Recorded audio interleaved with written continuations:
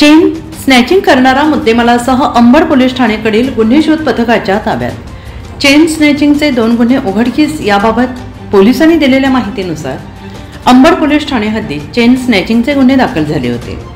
सदर गुन्ह्याचा तपास करत असताना अंबड पोलीस ठाणे गुन्हे शोध पथकातील पोलीस अंमलदार तुषार मते यांना मिळालेल्या माहितीने चेन स्नॅचिंग गुन्ह्यातील आरोपी आदित्य एकनाथ सोनवणे हा संभाजी स्टेडियम येथे येत असल्याची माहिती मिळताच पथकाने सापळा रचून त्यास ताब्यात घेतले। त्याच्याकडे चौकशी केली असता त्याने गुन्ह्याची कबुली दिली।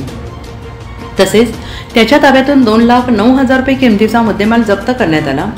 सदरची कामगिरी पोलीस आयुक्त संदीप कर्णिक, पोलीस उपायुक्त किशोर काळे, सहाय्यक पोलीस आयुक्त शेखर देशमुख, अंबड पोलीस ठाण्याचे वरिष्ठ पोलीस निरीक्षक मधुकर कड, गुन्हे पोलीस निरीक्षक सचिन खैरनार यांच्या मार्गदर्शनाखाली गुन्हे शोध पथकाचे सहाय्यक पोलीस निरीक्षक विलास पडोळकर, पोलीस हवालदार योगेश देसले, राहुल जगझाप, पोलीस शिपाई तुषार मते, अनिल गाढवे, राकेश पाटील, संजय सपकाळे, सचिन करंजे, मयूर पवार, दीपक निकम, संदीप भुरे, सागर जाधव, समाधान शिंदे, प्रवीण राठोड, केशव ढगे आदींनी कारवाई केली आहे।